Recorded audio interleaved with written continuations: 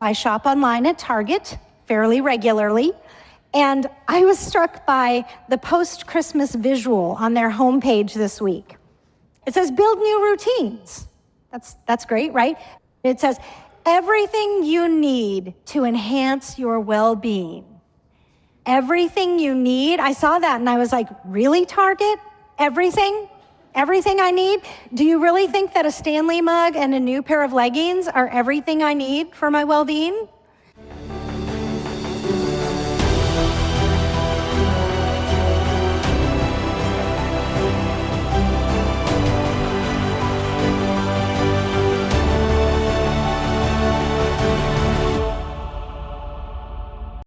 Welcome to this special episode where we hear a 7-minute excerpt from a sermon given in January.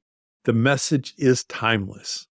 It is not a sermon about sexual minorities, but its message will resonate, I think, with anyone having a challenging season in their life.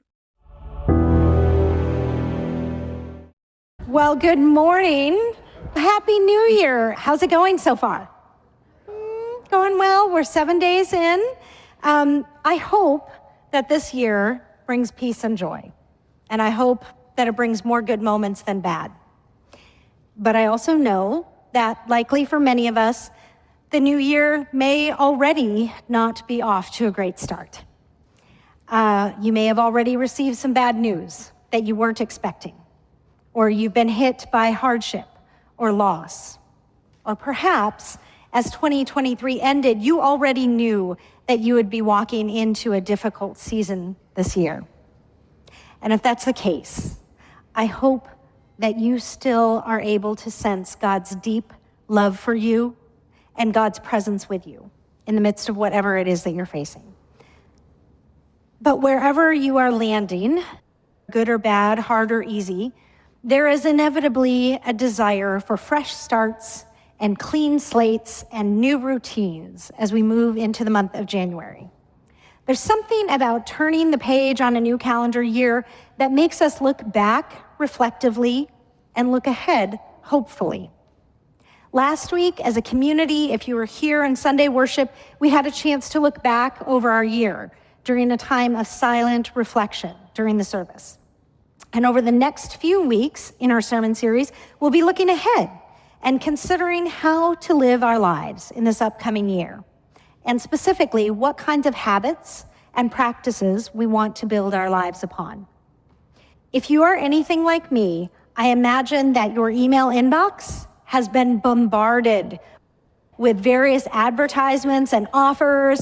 I'm not kidding you, like seminars and workshops and cohorts and books and plans, all of these things to help shape your new year and your new you, right? Whether it is a nutrition plan or a workout plan or a goals workshop, the world has a lot of messages about how to live a good life. So I shop online at Target fairly regularly, and I was struck by the post-Christmas visual on their homepage this week. It says, build new routines. That's great, right? The subtitle, I don't know if you can read it, it says, everything you need to enhance your well-being. Everything you need. I saw that and I was like, really, Target? Everything? Everything I need? Do you really think that a Stanley mug and a new pair of leggings are everything I need for my well-being? The world has a lot of messages about what we need for our well-being and about what routines we have to include to live our best life. And as much as I do love Target, I don't think that it has everything I need to enhance my well-being. But it does beg the question, what do you need for your well-being this year? And what new routines are you building into your year? The writer Annie Dillard famously said, how we spend our days is, of course, how we spend our lives. What we do with this hour and that one is what we are doing. That sounds very simple. But the idea that the hours of our day and the days of our week add up to the sum of our lives is a profound reality. So are you spending your hours in a way that adds up to a good life. The new year provides this very unique time to pause, to reflect, and to consider the messages that we are listening to and that we are living by. What are the narratives that are shaping the story of your life?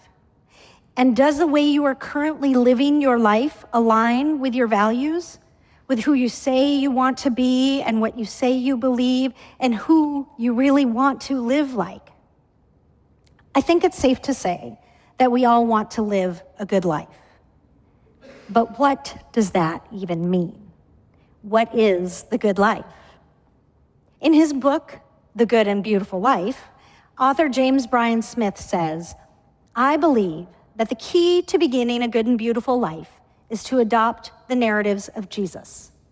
I discovered that as I replaced my old false narratives with the narratives of Jesus, my life began to change in many ways." And he goes on to describe that as he lived out the narratives of Jesus, some of those changes in his life included falling in love with the God that Jesus knows, which was a different kind of God than he was thinking. It included seeing himself differently as a beloved one, a one in whom Christ dwells. It included treating other people differently. And he comes to the conclusion that the good and beautiful life is created by doing the things Jesus commanded, not as laws or rules, but as a new way of life. As followers of Jesus, our way of life in 2024, and really every year, should be deeply shaped by the life and the teachings of Jesus, not just in some abstract or philosophical way, but in real, personal, and practical ways. I wonder if we were to incorporate some of the practices and habits and teachings of Jesus into our life this year in fresh and intentional ways, how might that shape the hours of our days and ultimately the story of our lives? What if our New Year's resolution was to live more like Jesus? What if we were hoping to be more aware of Jesus in our everyday life? What kinds of habits and choices and routines would you need to include in your life to move towards that? As it turns out, Jesus cares not simply about our afterlife, but our present life. Jesus showed us how to live a good life, and Jesus actually had a lot to say about living a good life. In the Gospel of Matthew, chapters 5, 6, and 7, it's one continuous teaching by Jesus about how to live a good life. We call this teaching the Sermon on the Mount, and in it, Jesus covers everything from how to live as one who's blessed, to how to treat others, to how to use our words. A reminder to not just agree that Jesus' teaching is theologically acute or logical and just nod our heads in agreement and then go about our day unchanged, but to build our lives around the words and practices of Jesus and put them into practice in our own lives. Living according to the teachings and practices of Jesus leads to a good life, a life that can withstand the storms and trials that we will inevitably face. We have several future episodes that will discuss this topic further. What is the good life? What is the God-honoring life? A lot more coming up. And thank you so much for joining us. We recently reached 60,000 listens across 110 countries. I know that some of you are in a place where it is not safe for you to talk about this podcast. But if you are in a safe place, help us reach more listeners by spreading the word, posting on social media, or reviewing this podcast. It is appreciated. And remember, God loves you and God is with you.